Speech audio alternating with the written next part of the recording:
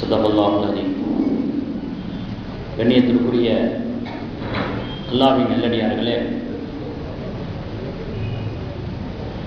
வாழ்கை சயீத் என்கிற ஒரு நூலிலிருந்து தமிழாக்கம் செய்யப்பட்ட ஒரு சம்பவத்தை இப்போ உங்களுக்கு நான் சொல்ல போகிறேன். ஒரு அரசன், அவன் நாத்திக சிந்தனையுடையவன், இறை நம்பிக்கை இல்லாதவன். நாத்திக சிந்தனை கொண்ட அந்த அரசன் கூஃபா நகருக்கு வரலாம். ஏன்னா கூஃபா நகர் அப்போ இல்மில் கோலச்சு கொண்டு இருந்தது. ஆன்மீகமே கூஃபா நகரில் தான் நிறைஞ்சிருந்துச்சு. அவ்வளவு மதரசாக்கள், கித்தாபுகள், இமாம்கள், ஆலிம்கள், அறிஞர்கள் நிறைந்திருக்கக்கூடிய ஒரு பகுதி கூஃபா. அப்போ சிங்கத்தை அதனுடைய குகையிலேயே போய் சந்திக்கணும் அப்படிங்கிற ஒரு வெறியோட வீரத்தோட அந்த அரசன், நாத்திக அரசன், கூஃபா நகருக்கு வந்து ஒரு பெரிய ஒரு மேடையில் ஏறி நின்றுக்கிட்டு அங்கே இருக்கக்கூடிய அறிஞர் பெருமக்களை பார்த்து ஒரு 3 கேள்வியை முன் வச்சான். முதலாவது கேள்வி என்ன அப்படின்னு சொன்னால், இறைவனை பற்றிய என்னுடைய கேள்வி, உங்களில் யாராவது பதில் சொல்ல தகுதி இருக்குதா அப்படின்னு கேட்குறான். முதலாவது கேள்வி என்ன அப்படின்னு சொன்னால், இறைவன் இப்போ என்ன செஞ்சுக்கிட்டு இருக்கிறான்? ரெண்டாவது கேள்வி, இறைவனுக்கு முந்தி யார் இருந்தார்? மூணாவது கேள்வி, இறைவன் அவனுடைய முகம் எதை பார்த்து கொண்டிருக்கிறது, எதை நோக்கி கொண்டிருக்கிறது? அவனுடைய முகம். இதான் என்னுடைய 3 கேள்வி. உங்களால் பதில் சொல்ல முடியுமா அப்படின்னு. எல்லா அறிஞர்களும் அப்படியே அமைதியாகி போயிட்டாங்க. ஏன்னா அந்த 3 கேள்வி அறிவை மையமாக கொண்ட ஒரு கேள்வி. ஆனால் மார்க்கம், இஸ்லாம் என்பது நம்பிக்கையை மையமாக கொண்டது. ஈமான்னாலே நம்பிக்கை தானே. நம்பிக்கையை மையப்படுத்தி தான் சில விஷயங்கள் இருக்குது. அறிவை கொண்டே எல்லாத்தையும் வழங்கணும் அப்படின்னு சொன்னால் ஈமான் கலந்துரும். நம்பிக்கை சார்ந்த சில விஷயங்களும் சரியத்தில், இஸ்லாத்தில் இருக்குது. இவன் இப்படி ஒரு 3 கேள்வியை முன் வச்ச உடனே எல்லா அறிஞர்களும், உலமா பெருமக்களும் ரொம்ப சைலண்ட் ஆகிட்டாங்க, அமைதி ஆகிட்டாங்க. 12 வயசு குழந்தை, சிறுபிராயம், இயல்பாகவே இல்மில் தேட்டமுள்ள ஒரு உள்ளம், நினைவாற்றல், விஷயங்களை நிறைய தெரிந்து கொள்ளக்கூடிய ஒரு தேட்டமுள்ள ஒரு உள்ளம். தகப்பனாருடைய மடியில் உட்காந்துக்கிட்டு தகப்பனாரை பார்த்து ஆவேசமாக அந்த குழந்தை சொல்லிச்சு, இந்த 3 கேள்விக்கு நான் பதில் சொல்கிறேன் வாப்பா, எனக்கு அனுமதி கொடுங்க அப்படின்னு. தகப்பனார் சொன்னாங்க, பெரும்பெரும் அறிஞர் பெருமக்களே அமைதியாக இருக்கிறாங்க, நீ அறிஞரும் இல்லை, அனுபவசாலியும் இல்லை, நீ எப்படிப்பா அந்த 3 கேள்விக்கு பதில் சொல்லுவ?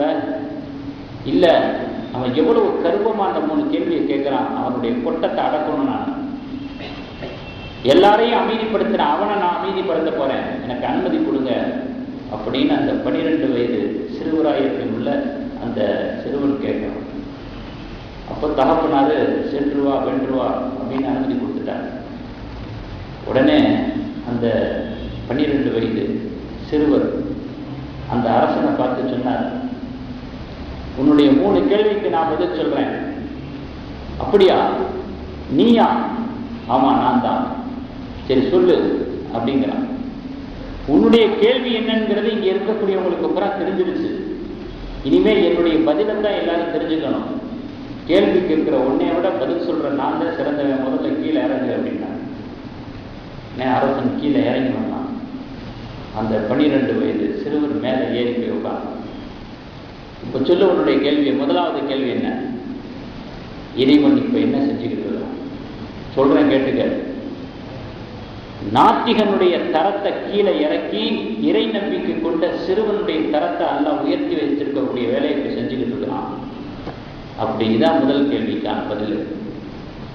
சரி, உன்னுடைய 2வது கேள்வி என்ன? இறைவனுக்கு முன்பாக யார் இருக்கிறார், அவனுக்கு முந்தி எது இருந்துச்சு? 9வது நம்பர்ல இருந்து அப்படியே கீழே எண்ணிக்கிட்டே வா அப்படின்னு சொன்னான்.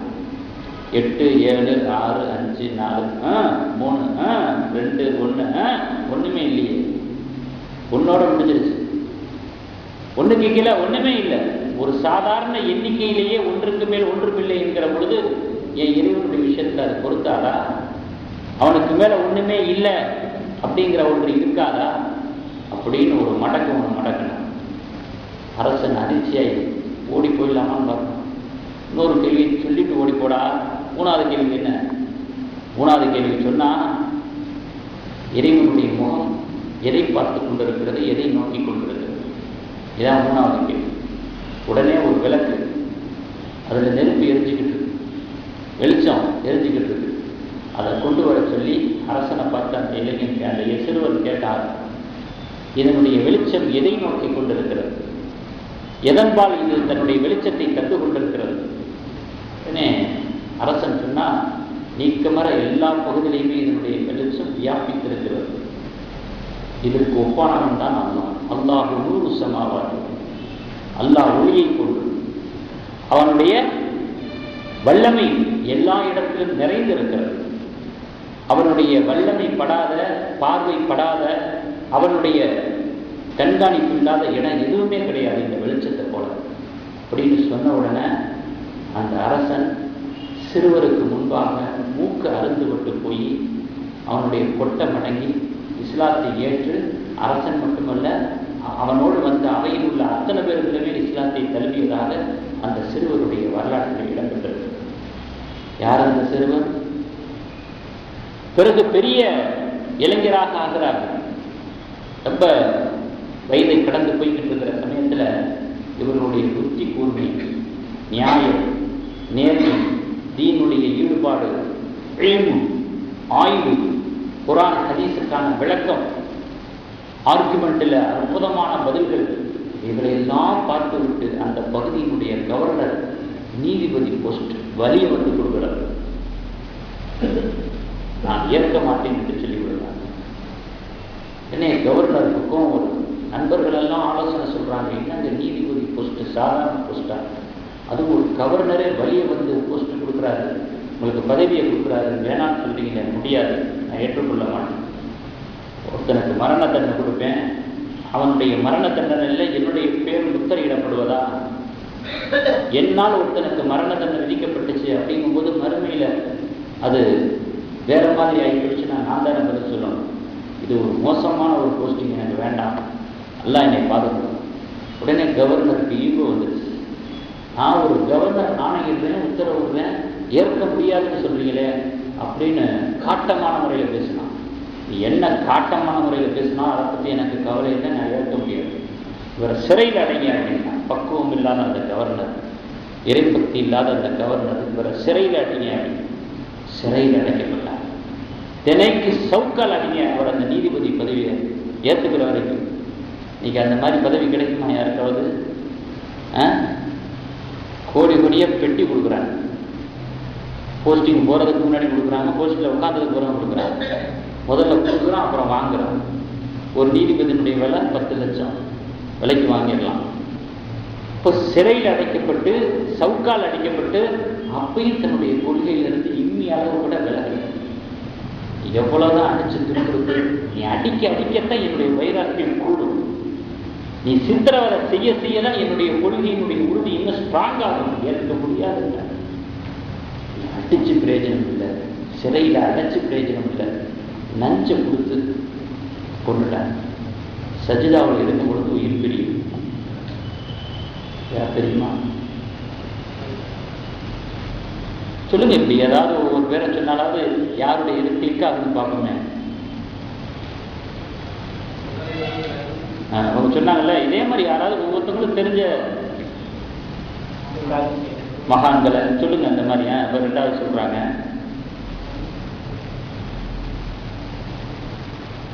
மகான்கள், இறைநேசர்கள், இமாம்கள், யார் யாரெல்லாம் உங்களுடைய சிந்தனைக்கு இருக்குதோ அதெல்லாம் சொல்லுங்க, ஒன்றும் தப்பு இல்லையே. நான் ஃபைனாக பண்ண போகிற கிடைத்த தப்பாக சொன்னாங்க. இப்போ சொல்கிறாங்கல்ல, இதே மாதிரி இமாம்களுடைய பட்டியலில் ஒரு இமாமை சொல்லிட்டாங்க. அப்புறம் அப்துல்லா இப்னு உமர் சொல்லுங்க.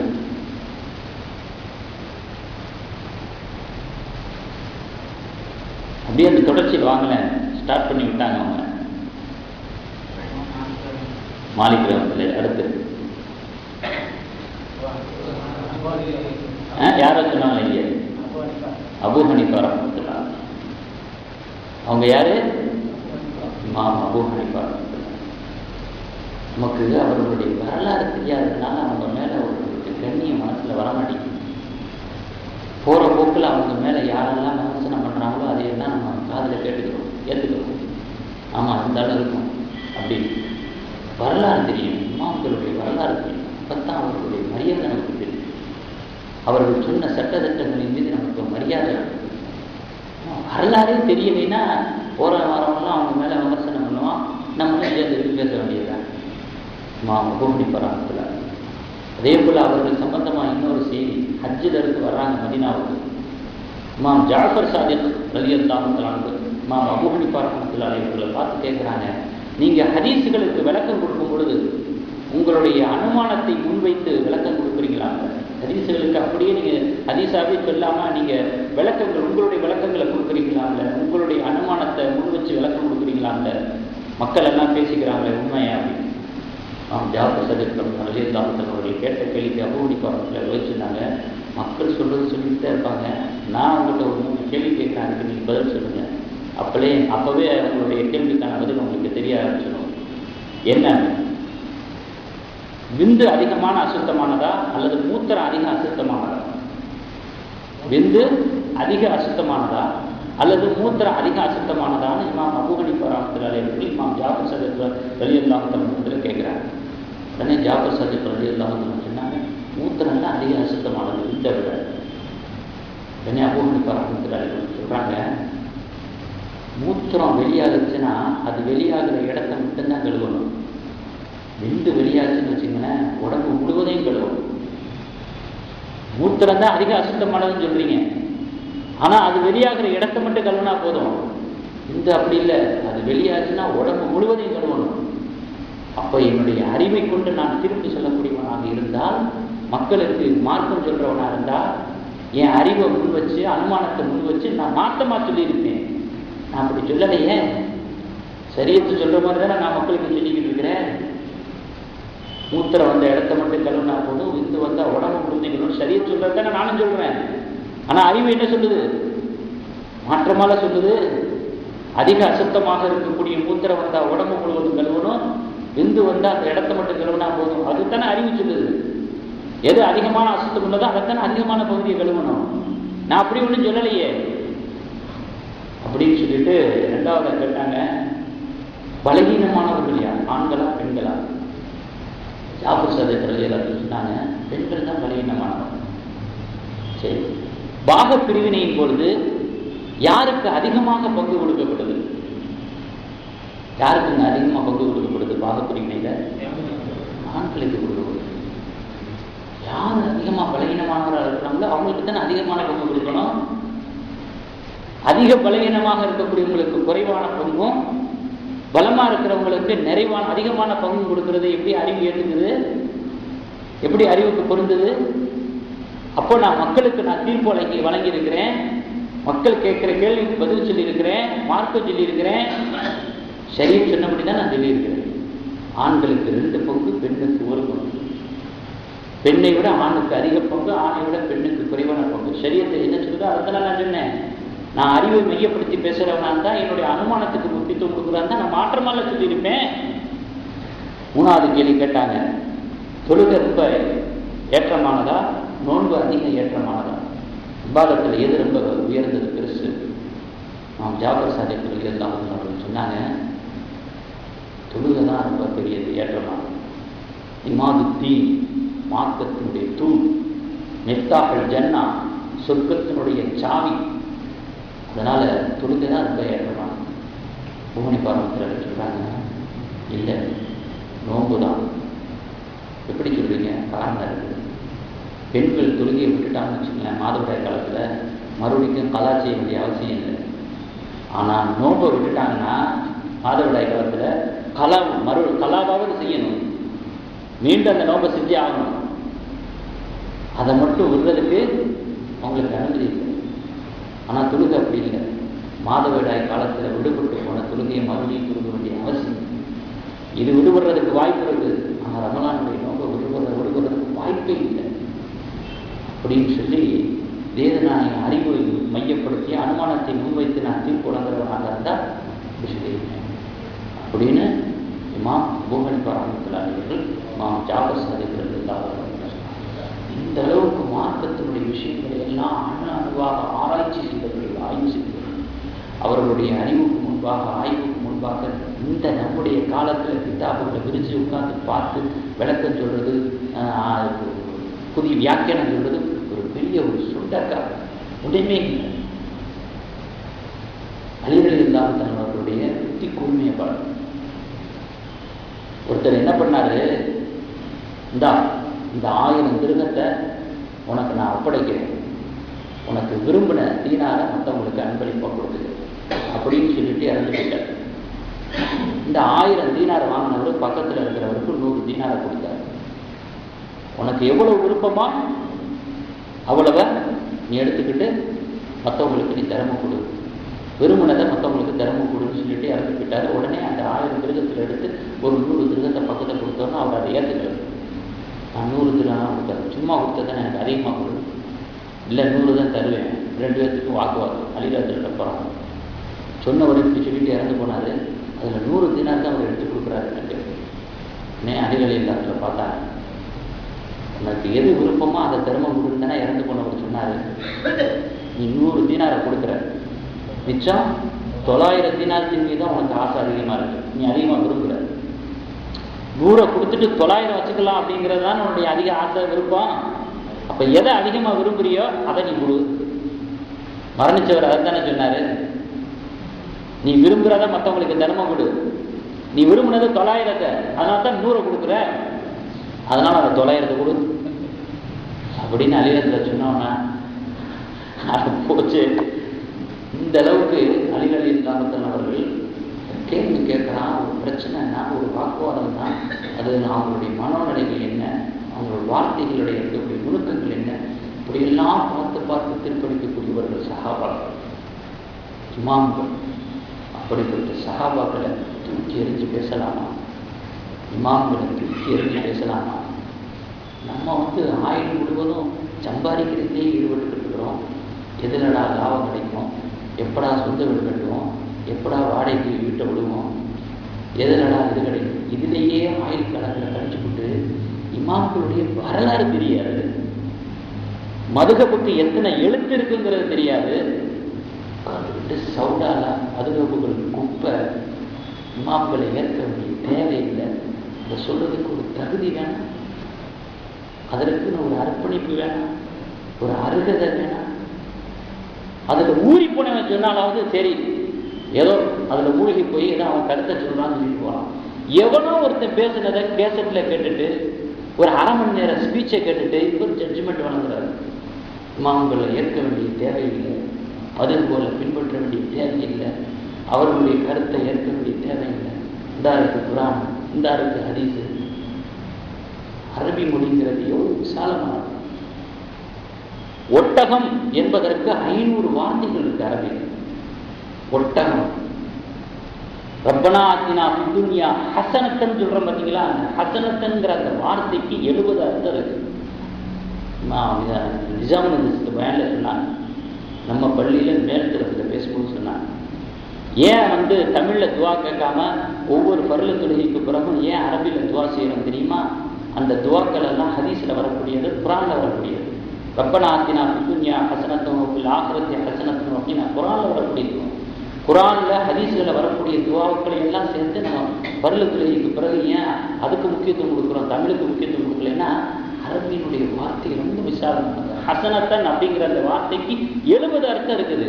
நீங்க அந்த துவாவை கேட்டவுடனே அந்த 70 விஷயங்கள் உங்களுக்கு கிடைச்சிடும். தமிழ்ல கிடைக்குமா? ஆரோக்கியத்தை கொடு, ஆரோக்கியம் மட்டும்தான் கிடைக்கும். இது அப்படி இல்லை. இந்த ஹஸனத்தன்கிறது எந்தெந்த விஷயங்களுக்கெல்லாம் அர்த்தம் இருக்கிறதோ அது அத்தனையும் அந்த இடத்துல கேட்குற மாதிரி. அப்படிப்பட்ட ஒரு சிறப்பான ஒரு மொழி அரபி மொழி.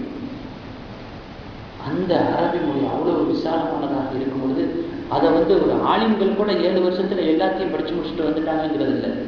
ஒவ்வொரு கிதாபுகளையும் தொட்டு வச்சுட்டு வந்திருக்கிறாங்க. அத்தனை வருஷத்தை அவங்க அர்ப்பணிச்சும் கூட அவ்வளவுதான் அவங்களால முடியும்.